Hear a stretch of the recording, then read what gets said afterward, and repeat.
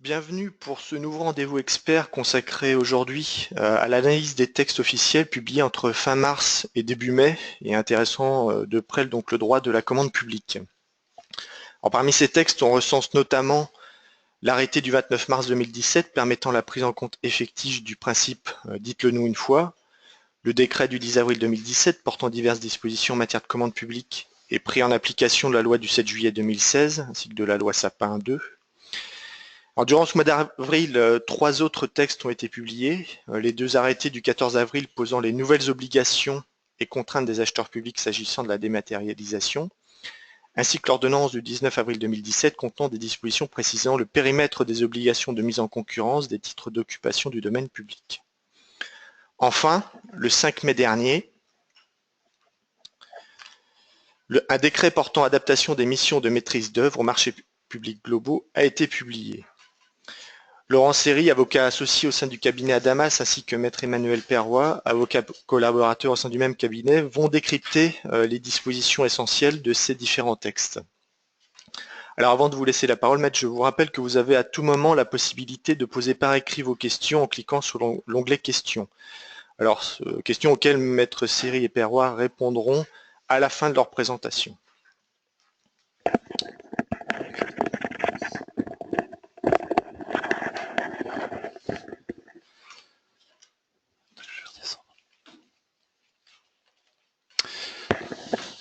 Donc bonjour à tous.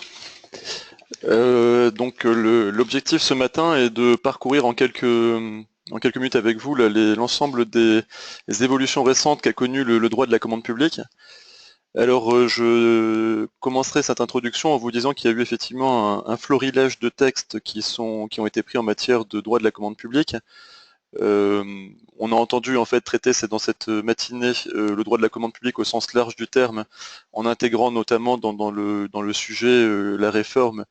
intervenue pour la mise en concurrence des conventions d'occupation du domaine public. Donc voilà, c'est une première chose. Et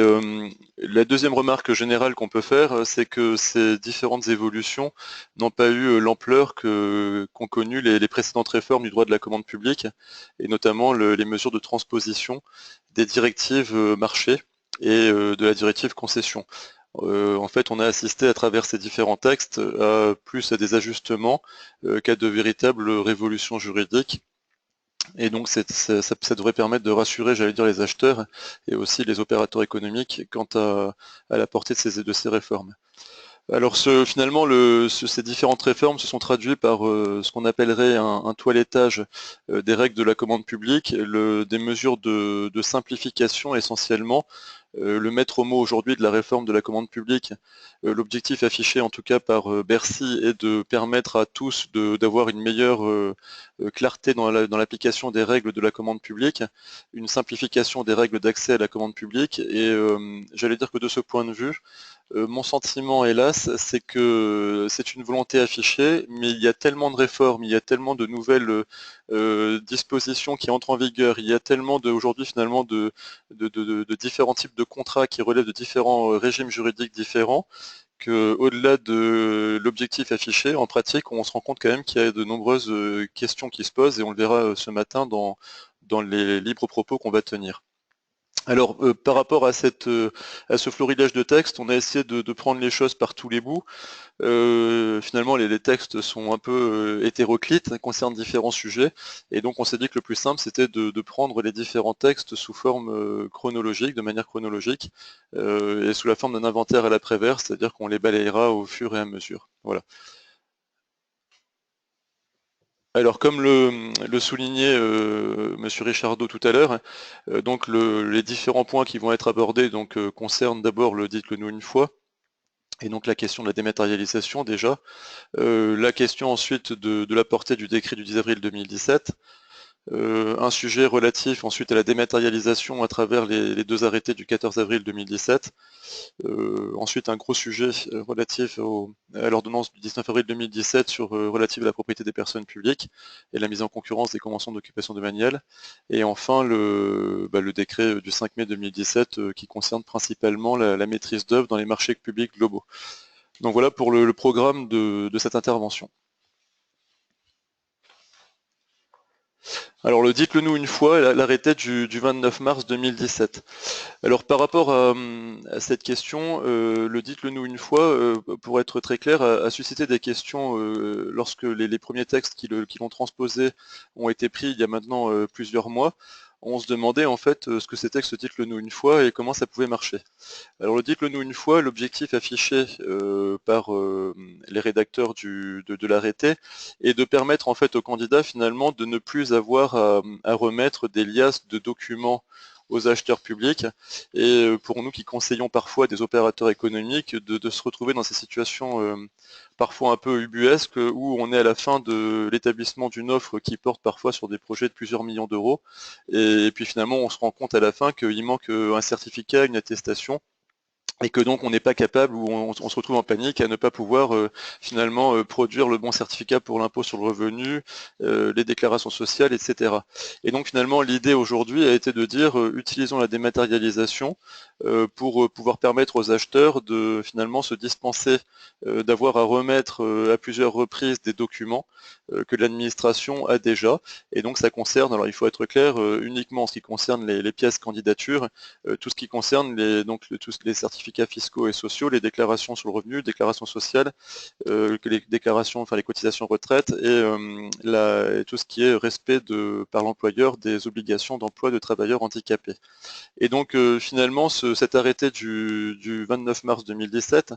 vient compléter l'arrêté du 25 mai 2016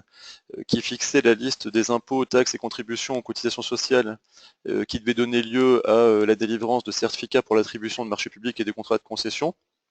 Et donc en permettant finalement à travers ce texte d'intégrer en fait le dites-le nous une fois. Alors comment ça se traduit concrètement? Alors d'abord finalement ce dispositif électronique ça permet à l'acheteur d'obtenir directement de la part des candidats opérateurs économiques à un marché public passé par l'État ou ses établissements publics, les certificats donc suivants que vous pouvez lire sur notre support, donc tout ce qui est évidemment paiement de l'impôt sur le revenu et la TVA, les certificats de fourniture des déclarations sociales et de paiement des cotisations et contributions de sécurité sociale, délivrés par l'Agence centrale des organismes de sécurité sociale. Bon, je passe la liste. Vous avez aussi notamment donc, le certificat attestant de la régularité de la situation de l'employeur au regard de l'emploi des travailleurs handicapés. Donc finalement toute une série de certificats, enfin, en fait, de toute façon ceux qui sont exigés au titre du droit de la commande publique, donc qui peuvent être obtenus de manière, j'allais dire, automatique et dématérialisée par l'acheteur. Alors la petite réserve par rapport à cette réforme, c'est que d'abord en fait elle ne concerne officiellement et le texte ne vise en fait que les achats de l'État et de ses établissements publics, donc c'est en fait une première chose. Le texte s'applique aussi uniquement pour les procédures qui ont été lancées à compter du 1er avril 2017 et encore, enfin voilà, le principe dit que nous une fois, son entrée en vigueur est différée pour ce qui concerne en fait le certificat attestant la régularité de situation de l'employeur au regard de l'obligation d'emploi des travailleurs handicapés, où là en fait on pourra se dispenser de fournir ce certificat qu'à compter du 1er septembre 2017. Alors la particularité de la mesure, c'est que pour qu'elle soit mise en œuvre donc pour les marchés de l'État et de ces établissements publics, c'est qu'il faut donc c'est une notion qu'on abordera ce matin. Il faut que évidemment que l'acheteur dispose d'un profil d'acheteur, c'est une plateforme dématérialisée sur laquelle la candidature est déposée. Et cette plateforme d'acheteur devra avoir en fait un lien avec un système électronique de mise à disposition d'informations administrées par un organisme officiel. Alors pour l'État, enfin pour les personnes qui répondent à des marchés de l'État, il y a une plateforme des achats de l'État, donc la plateforme Place, qui a été mise en place et qui propose en fait un raccordement effectivement avec notamment je crois le système d'API entreprise, qui là aussi est un service de l'État et qui permet finalement de raccorder en fait différentes administrations entre elles. Et donc lorsqu'on est sur la plateforme Place, en fait, on a un lien avec finalement cette plateforme API entreprise et qui permet finalement aux acheteurs de récupérer en fait l'ensemble des informations qui concernent un candidat à la commande publique. Alors donc c'est quelque chose qui aujourd'hui est un vrai progrès très certainement pour à la fois les acheteurs et aussi pour les opérateurs économiques. La particularité c'est qu'évidemment ce texte ne s'applique pas aux collectivités locales et à leurs établissements publics, mais comme le relève la DAJ dans sa fiche, rien n'empêche les collectivités locales de elles aussi finalement mettre en place dans le cadre de leur plateforme dématérialisée d'achat ce système finalement de raccordement à API entreprise ou à d'autres sites éventuellement qui permettent de récupérer finalement ces informations. Donc voilà, une vraie mesure de simplification et qui traduit en fait de toute façon, j'allais dire, la place de plus en plus importante de la dématérialisation. Donc voilà. Alors on passe ensuite donc au décret du 10 avril 2017. Et là aussi, quand il est sorti ce décret, on s'est tous demandé finalement si on n'allait pas encore avoir une retouche très forte de l'ensemble du droit de la commande publique. On avait pu croiser en fait lors d'une intervention que j'avais pu faire dans le sud de la France, Jean Maillat qui est directeur juridique, directeur des affaires juridiques à Bercy, et qui avait annoncé effectivement ces différentes mesures de simplification du droit de la commande publique. Alors je crois que on l'avait croisé au mois d'octobre ou novembre. Bon, il a fallu attendre le mois d'avril et finalement la fin de la mandature de François Hollande pour que ce décret soit pris. En fait, c'est un décret qui a été pris en application donc de la loi CAP, enfin la loi sur la création relative à la création et l'architecture au patrimoine, et à la loi Sapin 2. Et donc il a modifié notamment les deux décrets marchés, décret du 25 mars 2016, relatif donc le 2016-360 pour les marches publiques et 2016-361 pour les marches publiques de défense. Alors pour aller à l'essentiel, les principales modifications apportées par ce texte, on les a regroupées autour de 4 thèmes. C'est d'abord des mesures de simplification et de clarification en matière de passation de marché de maîtrise d'œuvre.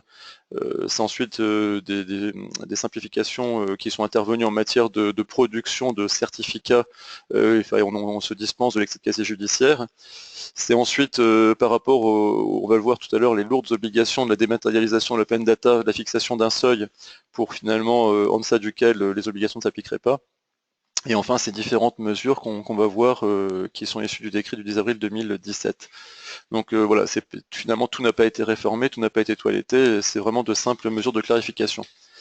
La première, en fait, elle concerne les conditions de passation des marchés de maîtrise d'œuvre par les acheteurs publics. Alors j'avais lu un article doctrine qui était très intéressant, qui disait que les règles qui avaient été mises en place pour la passation des marchés de maîtrise d'œuvre, c'était une organisation byzantine qui avait été mise en place où on n'y comprenait pas vraiment grand-chose. Aujourd'hui, en fait, le décret revient à quelque chose de très orthodoxe et de beaucoup plus simple. On a un nouvel article 90 du décret du 25 mars 2016 qui prévoit aujourd'hui des règles différentes selon que les acheteurs sont ou non soumis aux dispositions de la loi MOP, de cette fameuse loi du 12 juillet 1985 qui n'a toujours pas été modifiée à ce jour et qui reste peut-être un des futurs chantiers du droit de la commande publique, parce que bon, enfin évidemment tout le monde connaît les difficultés qu'il y a entre la conjonction l'application des règles de la loi MOP avec notamment la qualification parfois de concession de travaux ou de marché de travaux. C'est un autre sujet, mais en tout cas cette loi du 12 juillet 85 continue à exister. Et donc qu'a fait le pouvoir réglementaire? Il a finalement décidé de revenir à quelque chose de plus simple en considérant que tous les acheteurs qui relèvent du champ de la loi MOP, donc notamment l'État, ses établissements publics, les collectivités territoriales, les organismes privés, donc mentionnés à l'article L124.4 du Code de la Sécurité sociale, ainsi que leurs unions et fédérations, les organismes aussi publics et privés d'habitation à loyer modéré, donc les HLM mentionnés à l'article L411-2 du Code de la construction, ainsi que les sociétés économiques qui interviennent dans ce domaine, qui évidemment bénéficient pour les logements à usage locatif aidés par l'État. Toutes ces personnes, en fait, finalement, aujourd'hui, c'est plus simple, relèvent toutes de l'obligation de passer un concours restreint pour leur marché de maîtrise d'œuvre, sauf quelques exceptions qui sont fixées à l'article 90 du décret, et dont certaines concernent notamment la passation de marché de maîtrise d'œuvre pour la réalisation d'ouvrages d'infrastructure. Donc c'est là encore une clarification qui est bienvenue, parce qu'au moins il n'y a plus à se poser de questions. On est soumis à la loi MOP, on applique en principe un concours, la procédure de concours restreint. On ne l'est pas, on a un autre régime juridique qui s'applique. Le deuxième aspect de la réforme, et qui là était plus une petite touche, une correction qui résultait de la loi Sapin 2, l'ordonnance de la loi Sapin 2, qui avait finalement modifié aujourd'hui, qui permettait de se dispenser pour les candidats en fait au stade de la candidature de la production de l'extrait du casier judiciaire. Je crois que ça posait beaucoup de problèmes, y compris pour les personnes morales qui répondaient.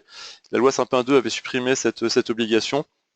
en substituant une simple déclaration sur l'honneur. Et c'est vrai que quand, dans l'intervalle avant l'adoption du décret, on avait des clients ou des opérateurs économiques qui ont conseillé et qui nous disaient mais oui, mais finalement dans le décret il y a toujours encore le fameux extrait du casier judiciaire. Donc voilà, que fait-on? Évidemment la loi primait sur le décret, mais là au moins maintenant les choses sont plus claires, les choses ont été clarifiées. Et par contre on voit pour les marchés publics de la défense ou de sécurité, où là les impératifs d'intérêt général et de voilà peut-être intérêt de la nation font que on peut toujours choisir entre les deux documents et toujours exiger éventuellement un extrait de casier judiciaire dès le stade de la candidature. Voilà. Le troisième impact voilà, qu'on retrouve est finalement dans ce décret celui de l'instauration d'un seuil de 25 000 € hors taxe pour les obligations d'open data. Et donc l'article voilà, 107 du décret du 25 mars 2016 relatif au marché public et 94 du décret relatif au marché public de défense imposait en fait finalement que les acheteurs offrent sur leur profil d'acheteur un accès libre, direct et complet aux données essentielles de leur marché public. On va voir de quoi il s'agit tout à l'heure. Et on va voir que c'est quelque chose de très très lourd, en fait, de très contraignant pour l'acheteur. Et donc finalement, le décret, avec beaucoup de sagesse, finalement introduit un seuil de 25 000 € hors taxe, en deçà duquel les acheteurs ne sont plus soumis à ces obligations d'open data. Et donc finalement c'est quelque chose qui va pouvoir venir très certainement simplifier en fait la vie des acheteurs en deçà de ce seuil, et ça engendrera un gain de temps et donc voilà, pour les petits marchés d'un montant peu important, il n'y aura pas besoin de se soumettre au carcan qui aujourd'hui a été précisé par les arrêtés du 14 avril. Alors, comme le relève toujours la DAJ et comme le relève évidemment la doctrine autorisée, on est toujours libre évidemment d'étendre cette obligation en deçà du seuil de 25 000 €, mais quand on voit les contraintes que c'est pas forcément quelque chose de très, très utile et de très recommandé. Voilà. Alors ensuite, quelques petites mesures de clarification, mais qui ne sont pas dénuées d'importance, c'est que le décret du 25 mars 2016 avait prévu, notamment en fait pour les marchés, l'ensemble des marchés, une obligation d'évaluation préalable et la rédaction finalement d'un document qui était extrêmement lourd pour comparer les différents types, notamment de modes de réalisation de projets, dès lors que les investissements étaient supérieurs à 100 millions d'euros d'hors taxe. On s'était rendu compte que c'était quelque chose d'extrêmement lourd qui peut-être s'appliquait en plus à de rares projets, en tout cas pas de rares projets, mais qui n'étaient pas forcément d'application très fréquente. Et on en revient à quelque chose de plus simple. On parlait de simplification pour les acheteurs. On a décidé finalement de restreindre le champ de cette obligation d'évaluation préalable uniquement au seul marché de partenariat, et l'article 147 de l'arrêté, pas du décret, pardon, est modifié en fait pour finalement déterminer et indiquer quel est le contenu de ce rapport d'évaluation préalable. Et quand on lit l'article 147, on voit que c'est un vrai travail finalement assez complet, assez complexe à mener, puisqu'en fait il faut notamment présenter le projet de manière générale, décrire son objet, son historique, son contexte, préciser, intervenir sur la question des compétences de l'acheteur, faire une analyse comparative en valeur actualisée des différentes options de montage contractuel et institutionnel de la commande publique envisageable pour mettre en œuvre le projet, avec un cadrage qui inclut notamment le périmètre, les procédures et le calendrier pour chacune des phases de réalisation du projet, ainsi que la durée totale du contrat, etc. J'en passe et des meilleurs. Ça rappelle des bons souvenirs pour les conseils qui intervenaient pour la passation des contrats de partenariat et qui passaient, parfois heureusement, du temps à rédiger cette évaluation préalable, qui permettait notamment de justifier en fait le recours au contrat de partenariat. Et donc voilà, on voit que finalement le périmètre de ces obligations c'est restreint. Alors après, dans les différentes mesures de clarification et de simplification, en fait, juste pour voilà que tout ce qui concerne finalement les marchés passés par les offices publics de l'habitat, où on a là aussi pareil un toilettage qui a été fait en matière de règles applicables à ces offices, avec notamment la mise en place d'une commission d'appel d'offres dans le décret pour ces organismes, et dont on définit la composition, en principe 3 membres, sauf groupement de commandes, et qui notamment a pour rôle de se prononcer sur d'ouvrir les plis sur les candidatures et d'ouvrir aussi les offres lorsqu'on est au-dessus des seuils de procédure formalisés. Donc voilà, finalement le décret, je crois qu'on n'a pas oublié grand-chose, n'a pas eu finalement plus d'impact que ça, mais bon voilà, c'est des vraies mesures de clarification et de simplification. Pour continuer à balayer, alors toujours évidemment sur le décret, alors une dernière petite chose, c'était pour ce qui concernait l'hypothèse de recours au marché en procédure de dialogue compétitif, aux procédures négociées, lorsque le pouvoir adjudicateur n'avait eu que des offres inacceptables ou irrégulières. Là aussi c'est pareil, un petit toilettage. On vient préciser aujourd'hui que les candidats qui peuvent se présenter à ces procédures ne peuvent participer à la procédure que si jamais ils ont justifié au préalable ne pas être dans un cas d'interdiction de soumissionner et qui satisfont aux conditions de participation fixées par l'acheteur. Et ces dispositions ne s'appliqueront que pour les marchés pour lesquels une consultation a été lancée, enfin, un avis d'appel public à la concurrence étant mis à la publication postérieurement à la publication du décret le 12 avril 2017. Voilà. Alors, on en vient à quelque chose voilà, qui est un des volets importants de la réforme enfin, des différents textes qui ont impacté le droit de la commande publique, c'est la dématérialisation à travers les deux arrêtés du 14 avril 2017. Alors sur la dématérialisation, ce qu'on peut dire, c'est qu'elle occupe évidemment une place de plus en plus importante de la commande publique, puisque à terme, en fait, l'objectif, c'est que toutes les procédures se fassent par voie dématérialisée, avec des échéances qui se rapprochent dès 2018 en fait pour l'ensemble des acheteurs. Et finalement le volet dématérialisation, il a fait l'objet de deux arrêtés du 14 avril 2017 qui sont extrêmement importants. Le premier en fait donc est relatif aux fonctionnalités et exigences minimales des profils d'acheteurs et qui donc indique ce que doivent être les fonctionnalités minimales pour prétendre à la qualification de profil d'acheteur, donc de ce que peut être un profil d'acheteur. Et le second est relatif aux données essentielles de la commande publique et qui précise en fait quelles sont les données minimales qui doivent être publiées par les acheteurs publics. Alors les deux textes entreront en vigueur le 1er octobre 2018. Et on va d'abord s'intéresser au premier texte qui nous dit d'abord finalement un peu ce que ce seront ces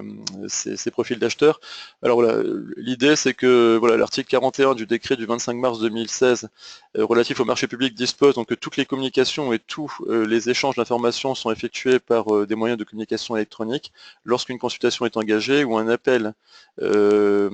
avis d'appel public à la concurrence est envoyé à la publication à compter du 1er avril 2017 pour les centrales d'achat et du 1er octobre 2018 pour les autres acheteurs.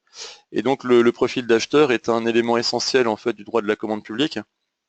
Et ce profil d'acheteur se devait et se doit de proposer un certain nombre de fonctionnalités pour l'acheteur. Et finalement, le pouvoir réglementaire a décidé de s'emparer de la question et de dire ce qu'il devrait y avoir à minima sur les profils d'acheteurs. Alors, c'est l'objet du premier arrêté du 14 avril 2017 et qui vous dit en fait voilà, quels sont finalement les alors je regarde juste une chose, ça a été inversé. Mais voilà, alors en fait, l'idée, si vous voulez, c'est que ces profils d'acheteurs doivent finalement comporter certaines fonctionnalités. Alors les fonctionnalités minimales exigées par ces pouvoirs adjudicateurs, enfin pour les pouvoirs adjudicateurs et les acheteurs, finalement, il y a deux choses. Le profil d'acheteur, il a un rôle à la fois pour l'acheteur public et il a aussi des fonctionnalités qui doivent être offertes aussi aux opérateurs économiques. Alors par rapport au profil d'acheteur,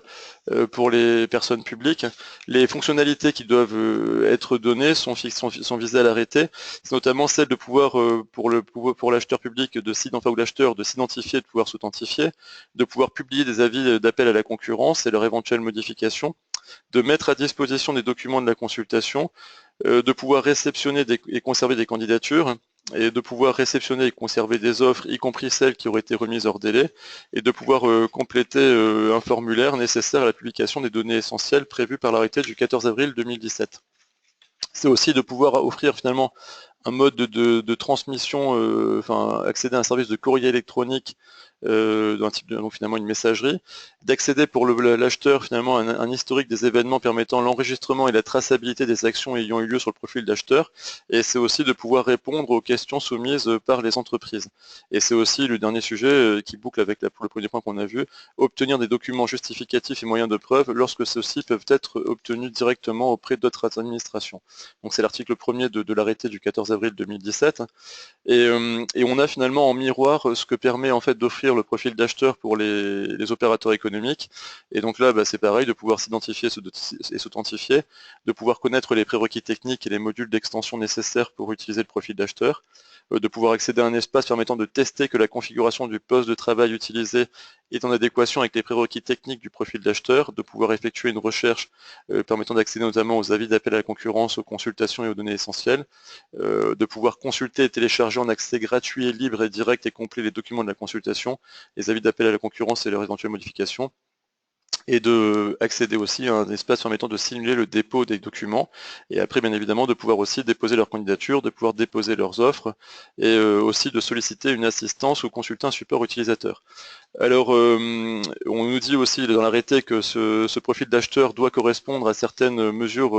enfin doit correspondre à des critères d'interopérabilité, d'accessibilité, et donc il y a des systèmes, il y a des critères en fait techniques qui doivent être respectés. Alors plutôt que cette longue énumération, ce qu'on peut dire par rapport au profil d'acheteur, c'est que c'est une vraie révolution finalement dans le droit de la commande publique,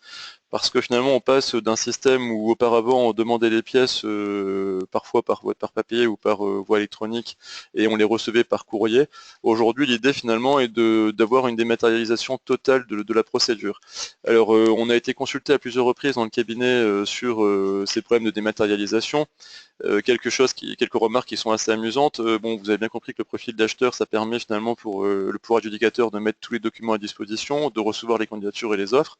mais on se rend bien compte que finalement, parfois, pour l'entreprise, ça peut ne pas marcher. Et donc, il y a déjà des contentieux qui ont eu lieu et on a été consulté sur différents sujets, parce que parfois, évidemment, le profil d'acheteur, ça ne marche pas. Quand on veut déposer une candidature ou une offre, ça ne marche pas. Et on se retrouve parfois, et on l'a tous vu, 2 heures avant la date limite de remise des offres ou de la candidature avec l'impossibilité que ça fonctionne.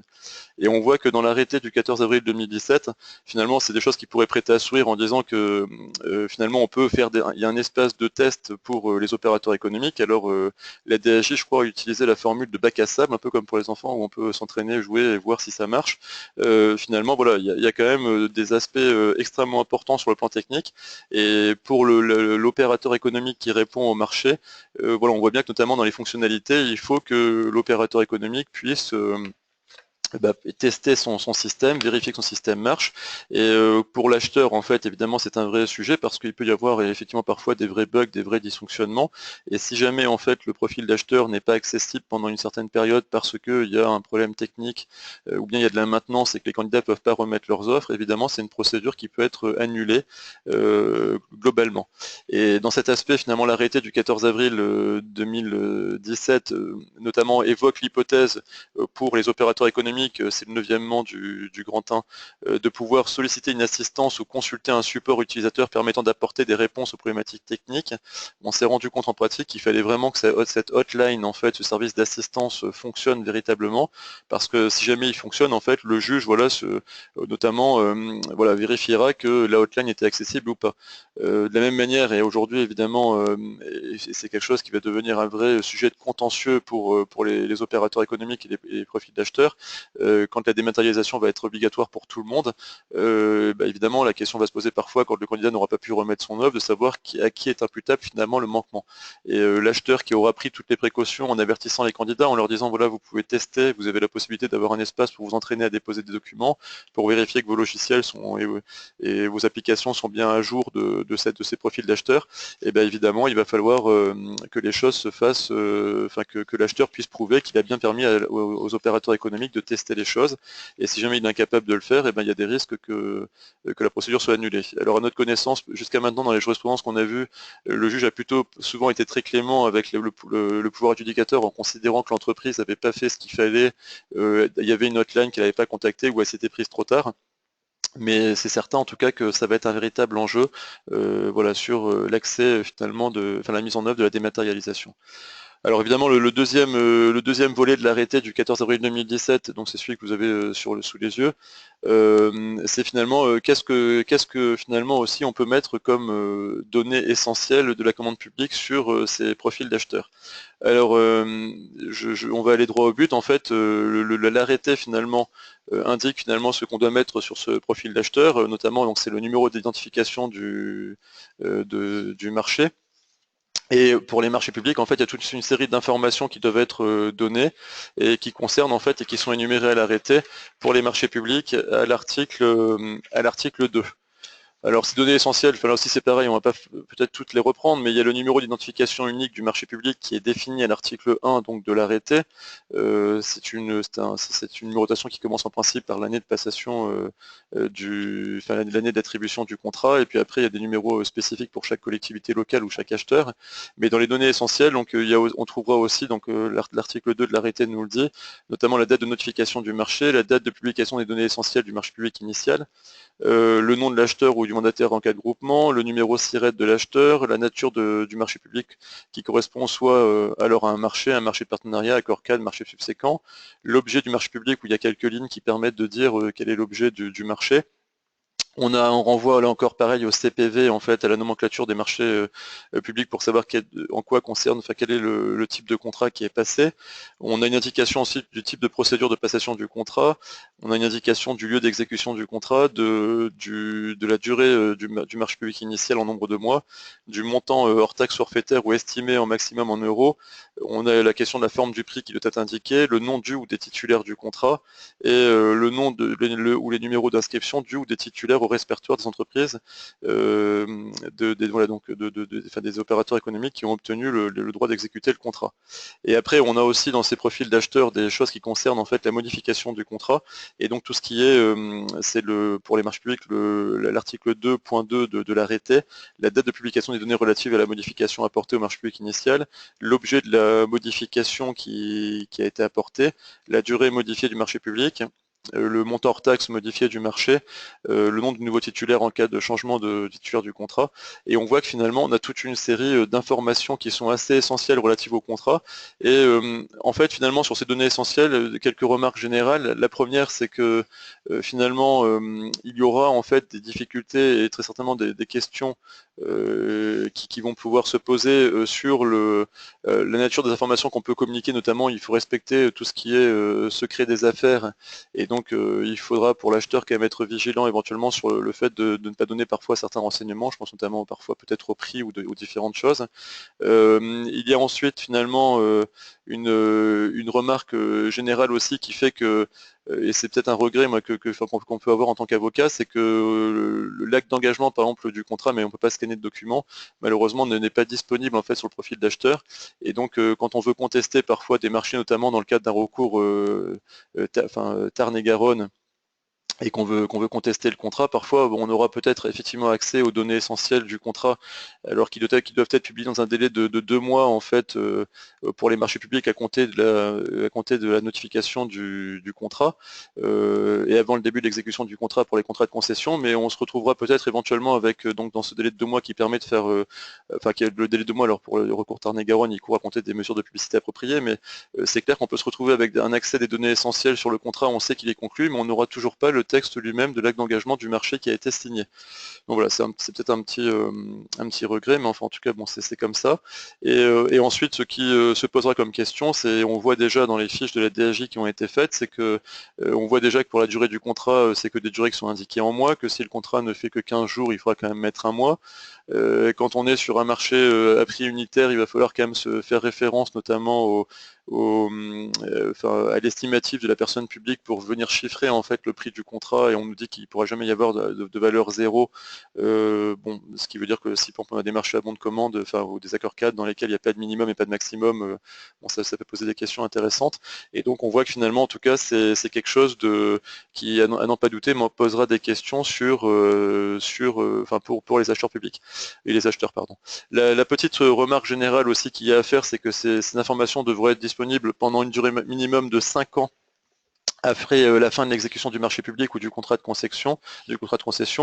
Ça veut dire en fait que, on commence aujourd'hui, on entre dans l'ère de la dématérialisation, et on pense tout de suite en fait aux moyens qu'il va falloir derrière pour pouvoir stocker toutes ces informations, parce qu'elles sont assez considérables, et ça veut dire en fait qu'il va falloir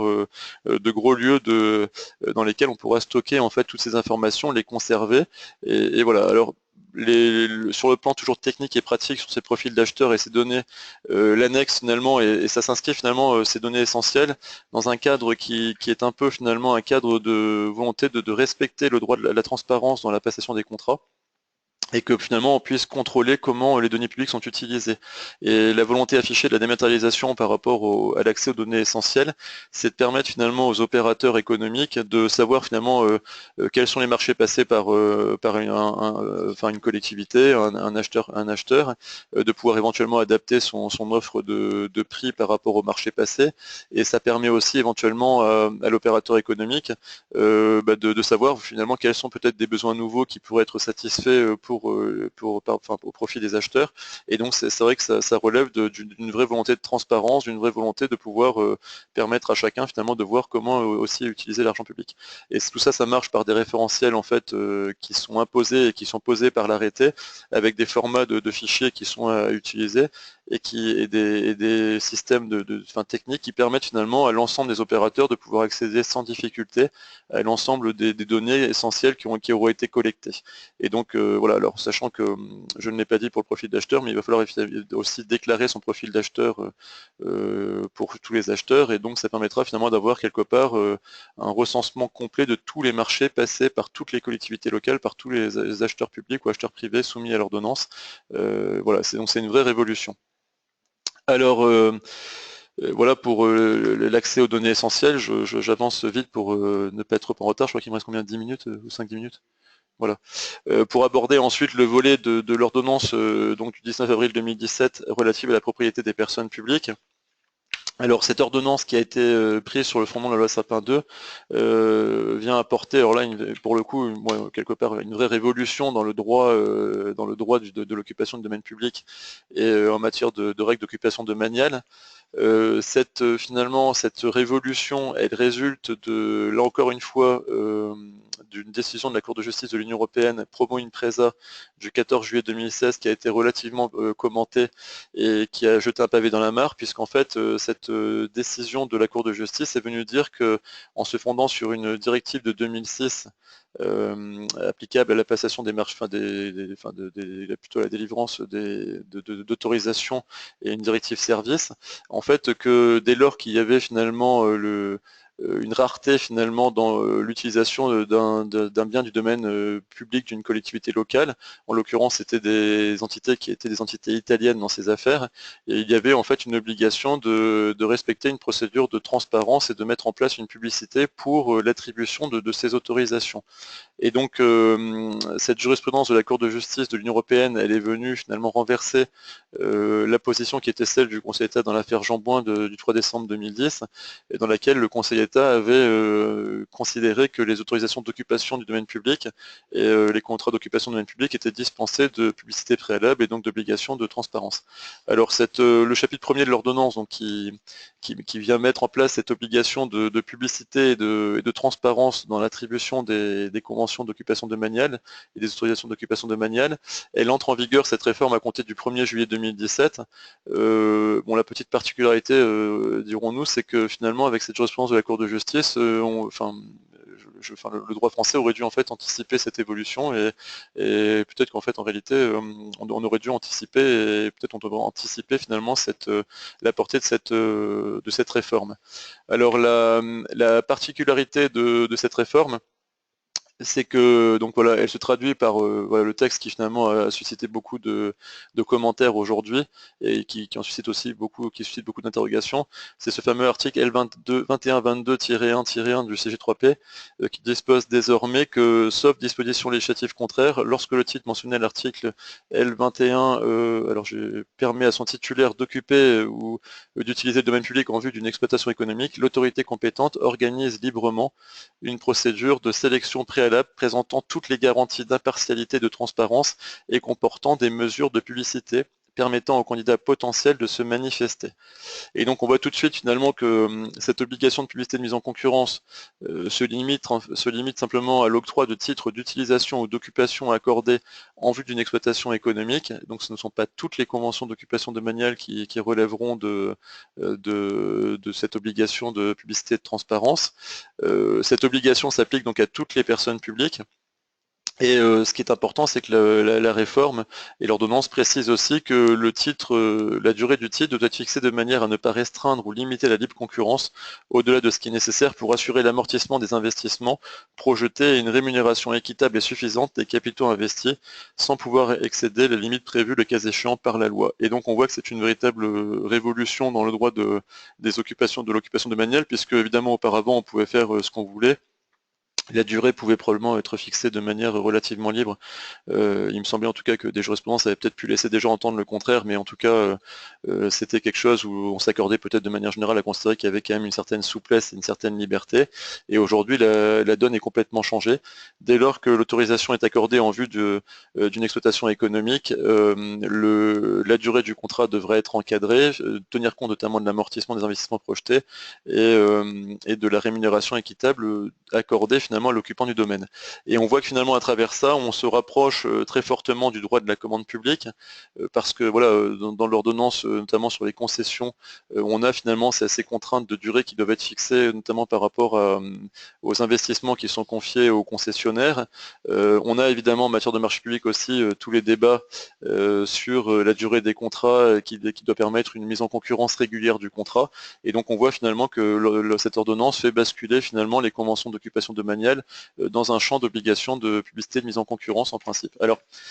deux petites remarques générales. La première, c'est que bon, enfin voilà, on n'est pas forcément dans le droit de la commande publique au sens strict du terme, mais c'est quand même voilà une nouvelle obligation de publicité et de transparence qui s'applique. Et deuxième remarque générale, c'est qu'en principe, et ça m'amène à justement un véritable débat et qui aura lieu sur le périmètre des différents contrats, si on est sur une simple convention d'occupation domaniale, on ne devrait pas relever en principe du champ de la procédure de référé précontractuel, puisque la procédure de référé précontractuel, telle qu'elle est organisée aujourd'hui dans l'article 551-1 du Code de justice administrative, ne vise en fait que finalement les contrats de concession et les marchés de travaux ou concession de services ou marché de fourniture, enfin tout ce qui relève en fait finalement plutôt du périmètre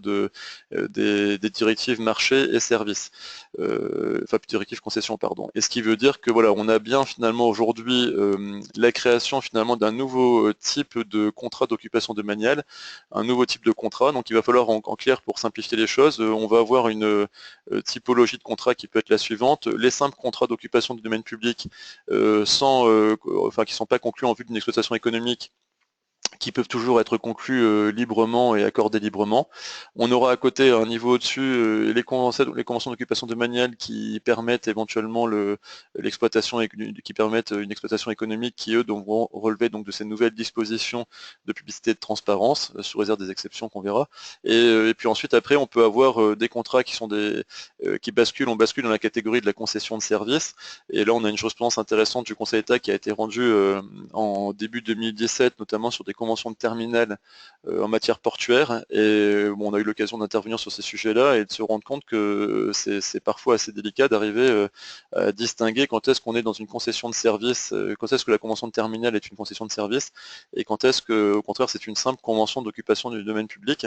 et qui de toute façon, si elle permet une exploitation économique, relèvera finalement d'un régime différent. Et on voit que la question n'est pas sans intérêt, parce que dans un cas concession de service, on peut relever du référé précontractuel, dans l'autre cas, on relève simplement éventuellement d'un contrôle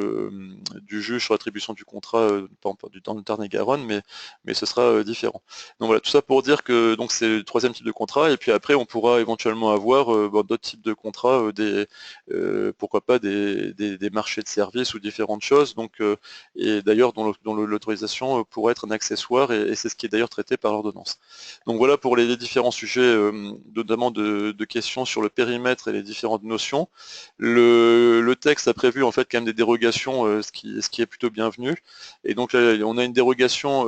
lorsque l'occupation ou l'utilisation est autorisée pour une courte durée, ou que le nombre d'autorisations disponibles pour l'exercice de l'activité économique projetée n'est pas limité. Et donc on pense à des domaines dans lesquels voilà, il y aura pas mal finalement de ressources de manuel qui est disponible pour les opérateurs économiques. Là en fait le texte visera qu'une simple procédure de publicité. En cas de manifestation d'intérêt spontané d'un candidat, là aussi c'est pareil, l'acheteur, enfin c'est pas l'acheteur, c'est un lapsus justement, c'est l'autorité domaniale devra s'assurer en fait que il n'y a pas d'autres opérateurs éventuellement qui auraient pu aussi vouloir finalement occuper le domaine public, et donc voilà, donc quelque part, si personne se présente, et ben celui qui a eu la bonne idée d'y aller tout seul pourra faire son projet. Et après, on trouve toute une série d'exceptions, et justement, qui va aussi pareil, qui mériterait peut-être qu'on y passe beaucoup de temps, mais lorsque le titre finalement s'inscrit dans le cadre d'une opération qui donne déjà lieu à une procédure de mise en concurrence, lorsque le titre est délivré comme accessoire d'un contrat de la commande publique, et là on pense évidemment à tout ce qui est concession de services ou contrats dans lesquels, ou marche publique, ou dans lesquels on délivre un titre d'occupation du domaine public à l'opérateur économique. Là évidemment il y a une mise en concurrence qui a été en principe organisée pour la passation du contrat principal, et donc il n'y aura pas besoin de mettre en concurrence, de mettre la procédure de transparence et de publicité en œuvre. En cas d'urgence, où on limite la durée à 1 an, en cas de prolongation de l'autorisation existante. Et ensuite, c'est les cas qui sont visés à l'article L2122-1-3 du CG3P, lorsque la procédure d'attribution en publicité et en transparence s'avère impossible ou non justifiée. Et là, par rapport à ces exceptions, notamment, on trouve tout ce qui est pour des motifs finalement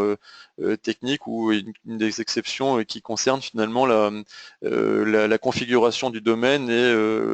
et voilà, quelque chose qui peut être un peu discutable, un peu discuté. Alors, je vous avoue que c'est quelque chose qui pose débat. On a eu le cas, par exemple, nous, parfois, sur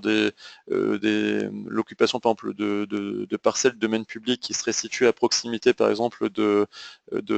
terrains appartenant à des opérateurs qui demanderaient, en fait, à pouvoir accéder, par exemple, à la parcelle qui est contiguë à la leur. Il n'y a qu'eux qui peuvent y accéder. Il nous semble que dans ces cas-là, voilà, s'il n'y a qu'eux qui peuvent accéder, finalement, à ces lieux, on voit pas très bien comment on pourrait mettre en concurrence, sauf à mettre en place des systèmes de servitude ou différentes choses. Voilà, alors évidemment, l'exemple qui est donné aussi, c'est toutes les questions des terrasses de café, où on se dit que quand on est opérateur économique, plutôt gestionnaire d'un café, et qu'on demande une autorisation pour mettre des tables et des chaises devant son café, on considère qu'a priori, il n'y aurait pas besoin de mise en de publicité et de transparence, parce qu'il n'y a que le cafetier qui exploite qui devrait pouvoir avoir cette autorisation, et c'est vrai qu'on a du mal à voir que quelqu'un pourrait s'installer directement devant lui pour le concurrencer, mais pourquoi pas. Donc voilà pour finalement cette réforme qui va susciter alors beaucoup d'interrogations, et un sujet en fait qui est très peu traité en doctrine, et qui en fait est assez délicat, et qui est la question finalement de la condition de mise en concurrence de ces conventions, quelle publicité organiser, et quelles obligations de mise en concurrence mettre en œuvre. Pour avoir dans le cabinet déjà conseillé des collectivités locales sur ce type de convention d'occupation domaniale, c'est un vrai casse-tête. Alors en général, quand on est pointilleux et prudent, on respecte en fait, on essaie de s'inspirer un peu des règles sur les concessions de services, c'est-à-dire qu'on organise une vraie phase de sélection de candidatures, où on vérifie en tout cas l'attitude des candidats à pouvoir faire.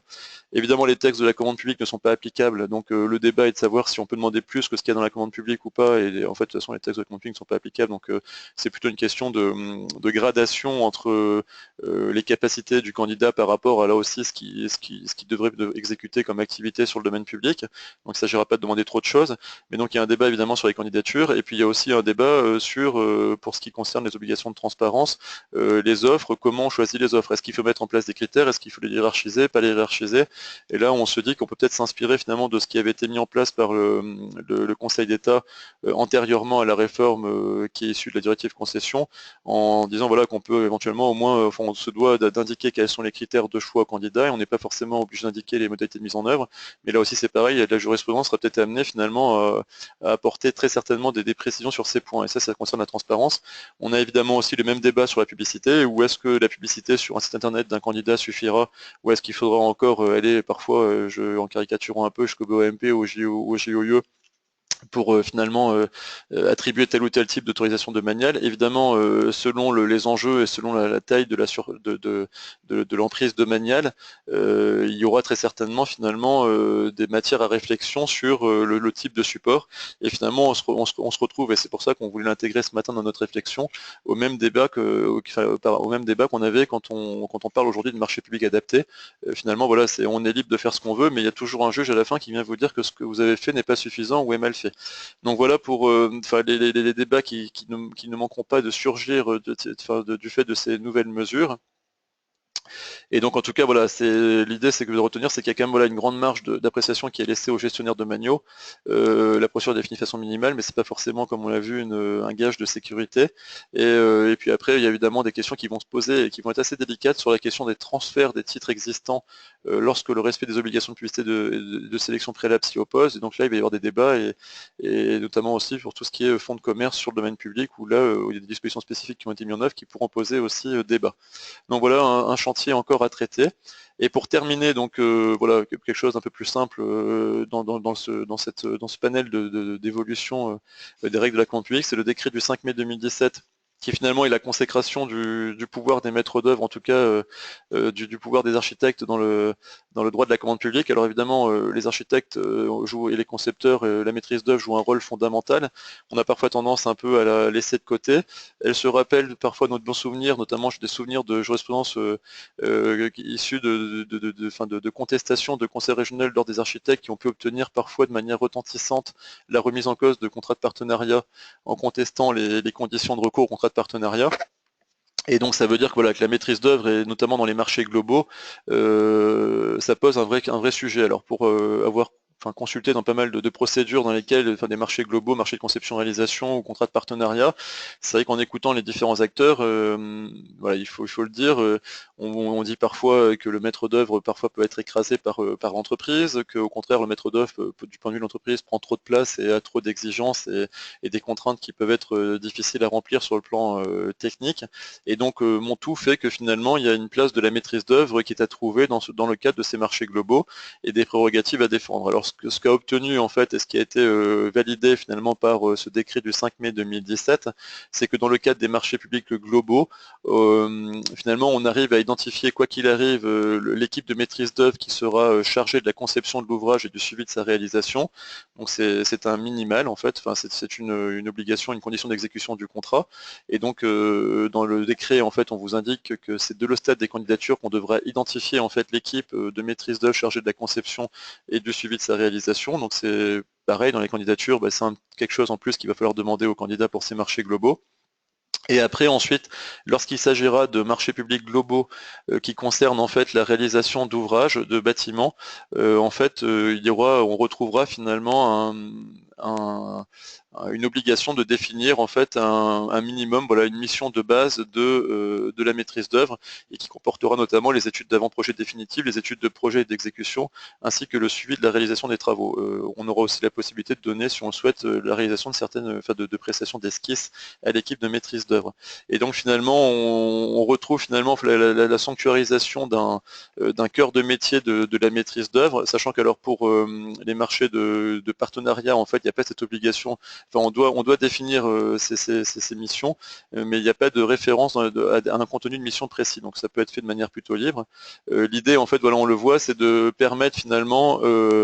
d'identifier le rôle de la maîtrise d'œuvre en l'adaptant, parce que bien évidemment, pendant les phases de réception, notamment en matière de marchés publics globaux, la maîtrise d'œuvre ne peut pas être du côté du maître d'ouvrage, elle est aussi aux côtés de son entreprise. Et donc, évidemment, les missions telles qu'elles résultent du décret ont été adaptées en fait aux particularités des marchés globaux,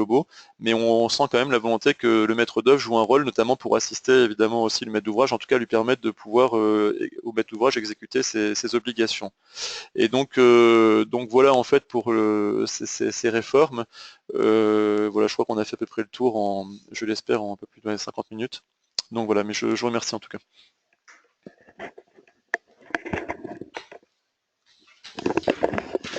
Maître, je vous remercie donc pour cette présentation de ces différents textes qui, on voit bien, précisent certains points, mais malgré tout soulèvent un certain nombre de questions. Je pense que le juge aura l'occasion de préciser dans les prochains mois et les prochaines années. Alors, nous allons prendre quelques instants pour examiner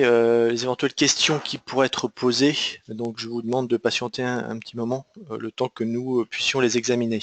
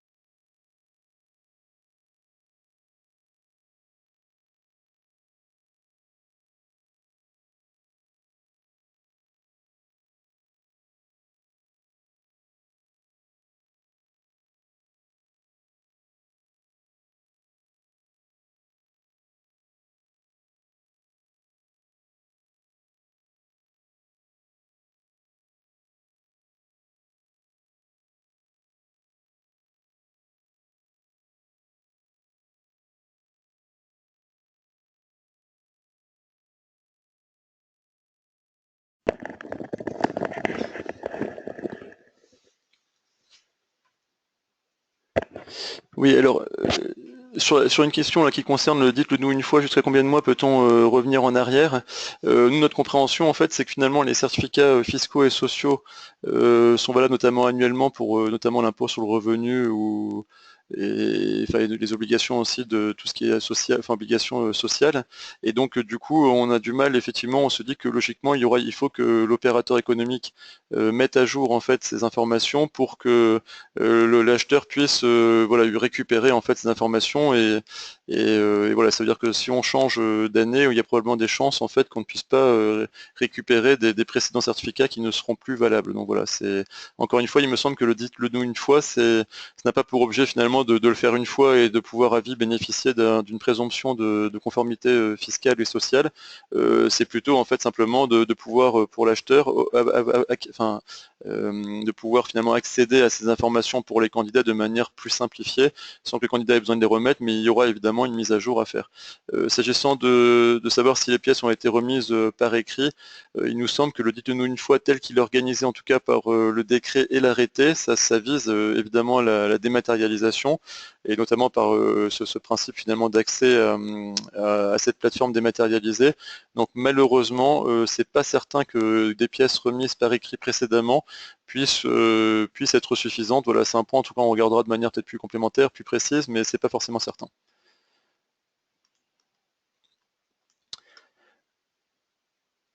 Après, alors,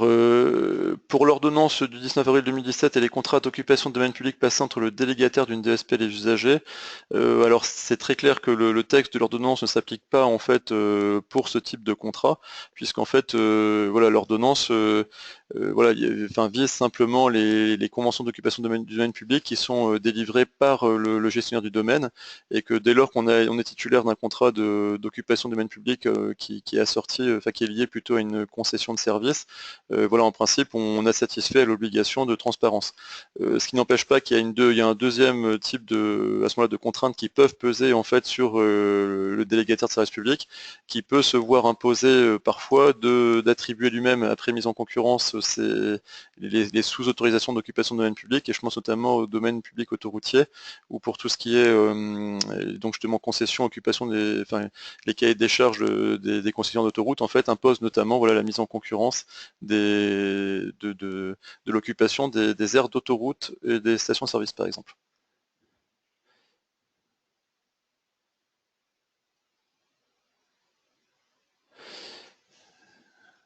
Les slides, ils sont disponibles.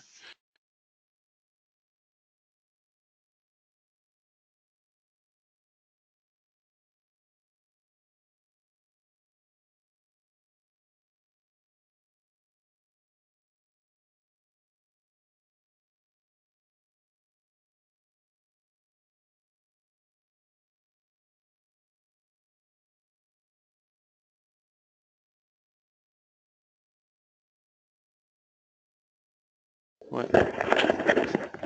Alors, par rapport à la question sur les nouvelles obligations en termes de publication des montants estimatifs des marchés, j'imagine que ça vise la question des données essentielles. Et dans la fiche de la DAJ, on indique voilà, que le montant du marché doit correspondre au montant maximal hors taxe, correspondant généralement au montant hors TVA, sur toute la durée du contrat, toute phase et toute tranche cumulée, toute reconduction possible incluse. Et c'est là que je disais tout à l'heure que si le contrat comporte des prix unitaires, c'est-à-dire des prix qui s'appliquent à une prestation ou à une unité d'œuvre dont les quantités ne sont indiquées dans le contrat qu'à titre prévisionnel, ou si le contrat ne comporte pas de montant, l'acheteur doit indiquer l'estimation du montant prévisionnel pour la durée totale du contrat et reconduction comprise. Alors ça c'est un vœu pieux parce qu'évidemment, alors on pense après derrière notamment à des questions de recours indemnitaire si on a un accord cadre et qu'on ne commande pas toutes les prestations, ça peut poser là aussi des questions. Voilà.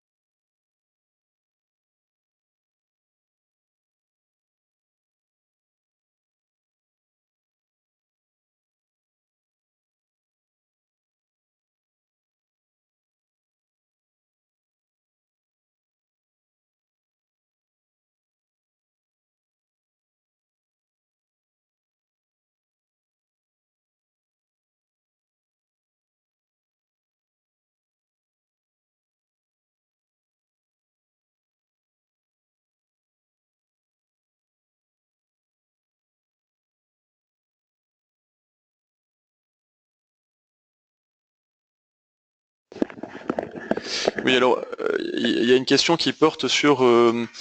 quelle sera l'opposabilité des données essentielles publiées, comment traiter le cas d'une erreur de saisie sur un montant par exemple. Alors en fait, la question qu'on s'est posée quand on a préparé le support avec Emmanuel Perroy, c'était justement la portée finalement de ces obligations, comment on peut les sanctionner. Alors la vraie difficulté en fait à notre sens, c'est qu'on est sur l'accès des données essentielles, qui certes ont un intérêt économique pour les opérateurs et bon, pour les acheteurs qui permettent de faire preuve de transparence, mais on ne voit pas quel recours il pourrait y avoir contre le contrat. C'est-à-dire que ça ne paraît pas être un motif d'annulation d'une procédure de passation d'un contrat, puisque notamment pour la passation des marchés, on a un délai de 2 mois pour mettre à disposition les données essentielles. Donc voilà, on ne pourra pas contester très certainement la procédure du fait que des données essentielles n'auraient pas été publiées ou seraient erronées. En revanche, ce qui nous paraît certain, c'est que ces données essentielles, et dès lors qu'elles sont accessibles pour tout le monde et téléchargeables gratuitement, voilà, on peut les télécharger, on peut les consulter librement, c'est une des particularités. Elles donneront très certainement quand même aux opérateurs économiques peut-être des portes d'entrée pour du contentieux, en se disant voilà, il y a une anomalie, la procédure a été lancée par exemple dans la vie de publicité avec un montant estimé du marché, je vais dire une bêtise, à 10 millions d'euros, et finalement on se rend compte que le contrat qui est attribué à un montant de 15 millions d'euros. On se rend compte qu'on a commencé à répondre, on n'a pas voulu répondre parce que l'objet du marché portait sur telle ou telle prestation, et à la fin on se rend compte finalement qu'en voyant les données essentielles qu'il y a eu un changement. Et donc c'est certainement plutôt des éléments qui seront ça permettra voilà, de contrôler l'action publique en tout cas, ou l'action des acheteurs, et peut-être voilà, de donner des indices peut-être d'irrégularité ou de voilà, mais c'est vrai que pour être clair, voilà, s'il y a une erreur de saisie, ce qu'il faudra probablement faire, c'est corriger de toute façon le profil de l'acheteur permet de corriger les erreurs, et donc il faudra le corriger, mais c'est clair que voilà, on voit pas trop ce qu'il pourrait y avoir comme contrainte en tout cas, voilà. Recours indemnitaire, on n'y pense pas non plus, recours contre le contrat non plus, donc voilà, c'est plutôt voilà, de permettre éventuellement d'avoir ensuite des recours financiers, voilà, des problèmes budgétaires, voilà, d'insincérité des dépenses ou des choses comme ça qui peut-être pourraient être envisagées. Donc voilà. Alors après, est-ce que vous voulez qu'on regarde? C'est quid pour être.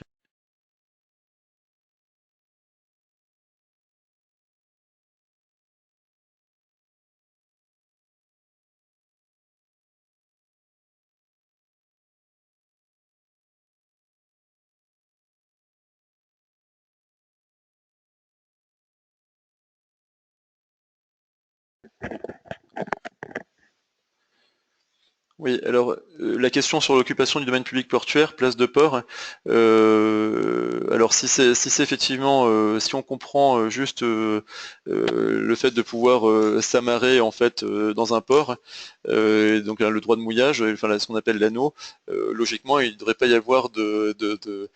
publicité, enfin, de publicité et de procédure de transparence, enfin ça ne devrait pas être le lieu d'une exploitation économique si c'est le simple plaisancier qui le dimanche ou le week-end vient récupérer son bateau. En revanche, voilà, pour ce qui concerne le domaine public portuaire et tout ce qui concerne les autorisations d'occupation de domaine public portuaire, tout ce qui est concession d'outillage, tout ce qui est justement enfin, autorisation d'occupation parfois du domaine public portuaire pour la réalisation d'équipements de réparation de bateaux, de pouvoir évidemment parfois décharger ou charger des bateaux et exercer des activités économiques sur le domaine public portuaire. Là, très certainement, évidemment, la question se posera de l'application de la réforme. Et d'ailleurs, ce qui est intéressant, c'est qu'il y aura à ce moment-là un débat sur le régime auquel est soumis la passation du contrat, concession de service ou simple convention d'occupation domaniale, sachant que si on est dans le cadre des concessions de service qui est le plus contraignant, évidemment, là, les règles de mise en concurrence sont fixées par la directive concession et l'ordonnance sur les concessions et son décret d'application. Et dans ce cas-là aussi, les seules exceptions notamment qui figurent dans la directive service et l'ordonnance concession, c'est uniquement pour notamment des motifs techniques qu'on peut se dispenser de respecter les obligations de publicité et de transparence. Et donc on voit que dès lors qu'on bascule dans la concession de service, on a finalement moins de possibilités de pouvoir échapper à la procédure d'obligation de publicité et de transparence. Et voilà, alors bon, c'est partie des particularités.